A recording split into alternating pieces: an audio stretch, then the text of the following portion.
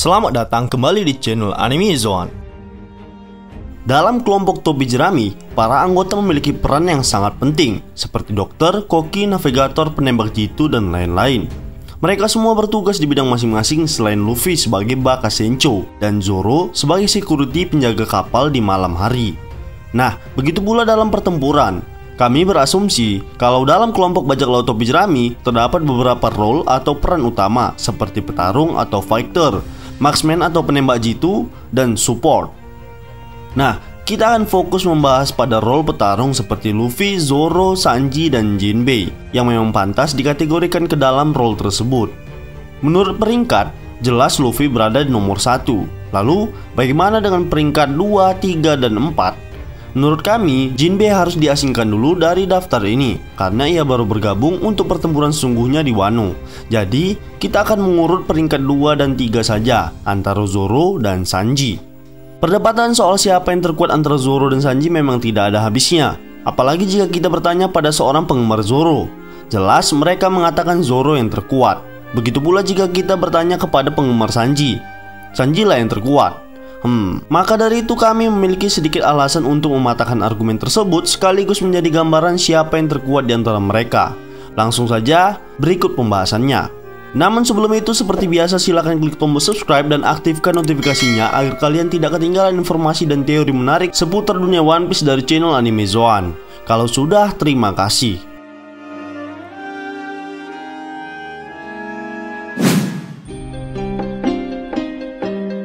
Ada beberapa alasan mengapa kami menyebut jika Zoro adalah yang terkuat kedua setelah Luffy.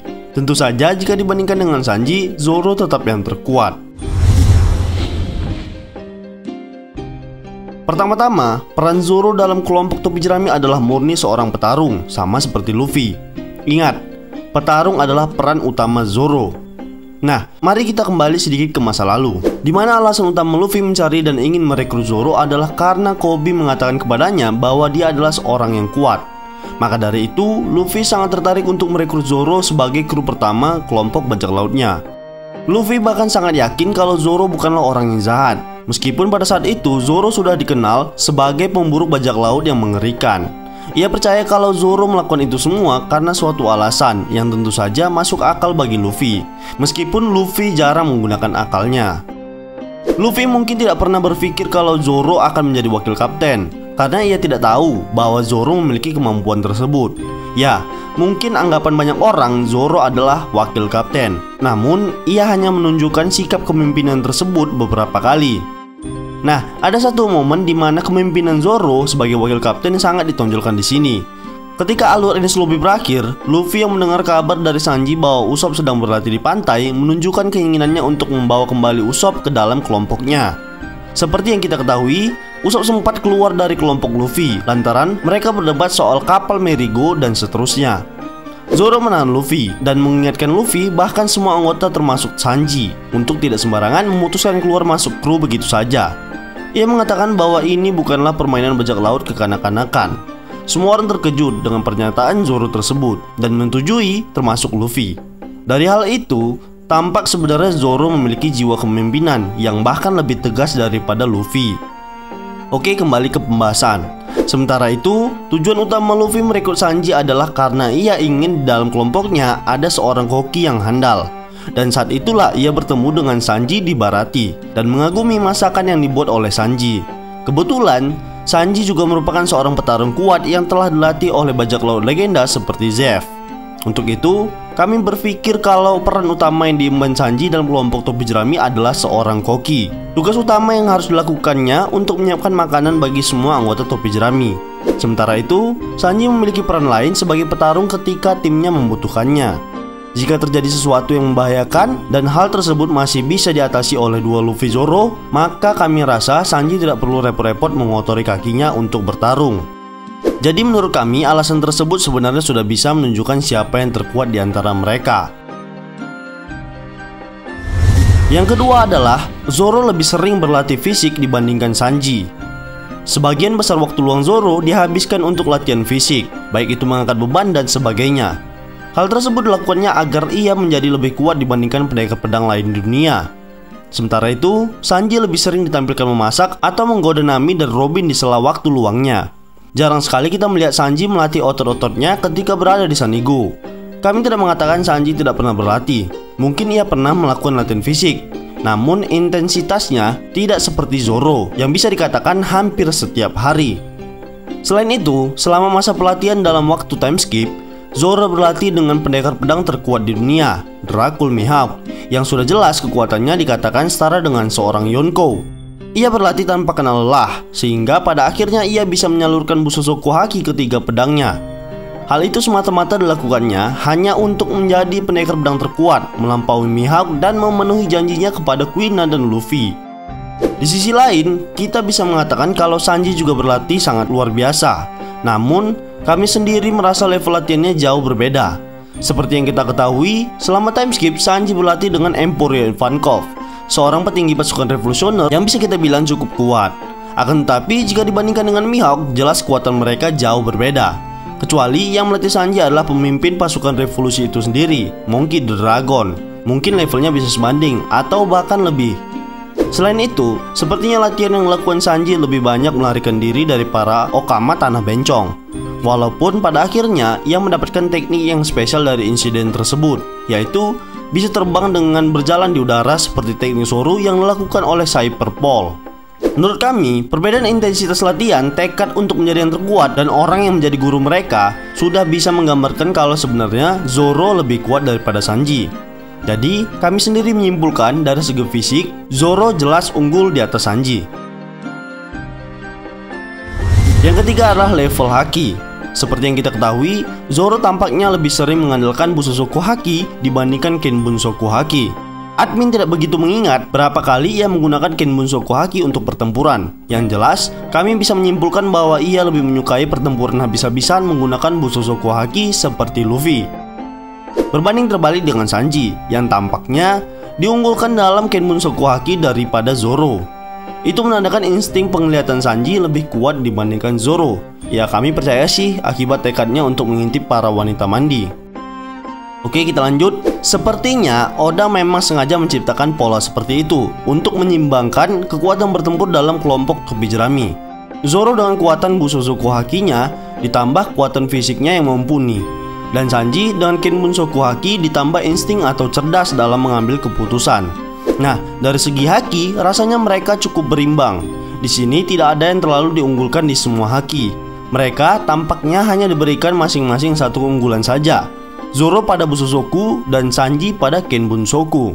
Selain karena Zoro agak bodoh, ia juga tidak akan pernah membenarkan jalannya dari kesesatan. Nah, maka dari itu Sanji hadir untuk melengkapi kebodohan dari Zoro. Akan tetapi, prinsipnya untuk tidak menyakiti wanita adalah kelemahan besar yang dimiliki Sanji. Dan secara tidak sadar, Zoro seolah menutupi kelemahan Sanji tersebut.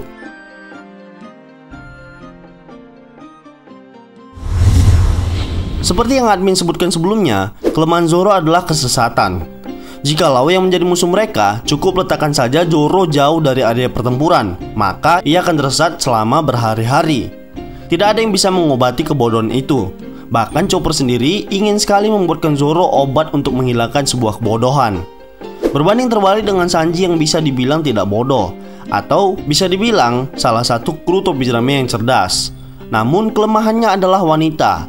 Ia rela melakukan apapun demi wanita, meskipun itu seorang musuh. Ia kerap kali melakukan hal-hal konyol ketika bertemu dengan wanita cantik. Bahkan ketika mereka mendarat di Pulau Manusia Ikan, Sanji hampir mati karena mimisan. Ia bisa dibilang pria sejati, namun pikirannya selalu mesum, sehingga ia dijuluki sebagai koki yang mesum. Nah, kembali lagi pembahasan, dari masing-masing kelemahan mereka tampaknya Zoro lebih unggul secara kekuatan. Jika kalian tidak setuju, kita bisa berdiskusi nanti. Mengapa begitu? Zoro memang bodoh, namun secara fisik ia sangat kuat. Justru, ia tidak peduli jika musuhnya seorang wanita ataupun nenek tua sekalipun.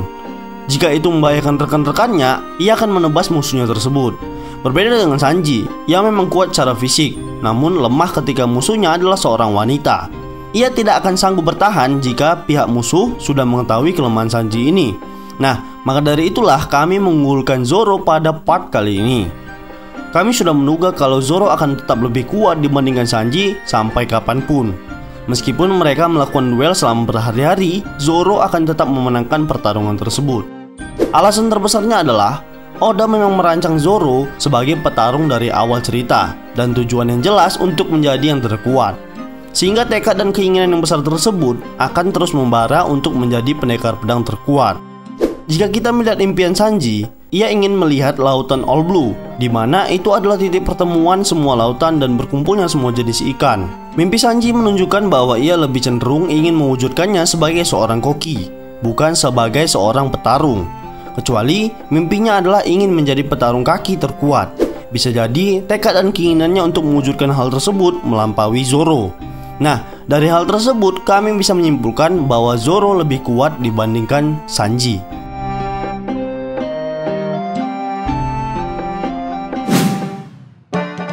Yos, saatnya menjawab pertanyaan nakama. Dari Wahyu Evil. Min, mau tanya nih Min, kenapa bajak laut Monkey Dragon orang yang paling dicari? Lalu kenapa Dragon nggak dikasih bounty? Kalau Dragon dikasih bounty kemungkinan pemerintah kan nggak susah nyari Dragon. Kan pasti banyak yang nyari Dragon. Tolong penjelasannya ya Min. Oke, yang pertama Dragon itu bukan bajak laut. Yang kedua, admin yakin Dragon itu memiliki bounty. Hanya saja belum diperlihatkan oleh Sensei di dalam cerita. Level Dragon dengan bajak laut itu berbeda bro. Ia adalah pemberontak yang secara langsung ingin mengkudeta pemerintah. Itu artinya gak sembarang orang bisa menangkap dirinya. Pertanyaan kedua dari Bintang Jihan. Min, di dunia One Piece ada nggak yang mengendalikan air? Kalau ada berarti dia yang paling OP dong, karena karakter yang memakan buah iblis akan melemah kalau terkena air. Iya, admin rasa tidak ada Gan. Mungkin Oda juga menyetujui hal tersebut. Sebab kita tahu sendiri seorang pengguna buah iblis kelemahannya adalah air laut. Jadi bakal sangat overpowered kalau ada buah iblis air gun. Baiklah, itulah tadi jawaban dari admin untuk beberapa pertanyaan nakama di video sebelumnya. Terima kasih untuk antusias nakama sekalian. Dan semoga jawaban dari kami mampu memuaskan kalian lahir dan batin.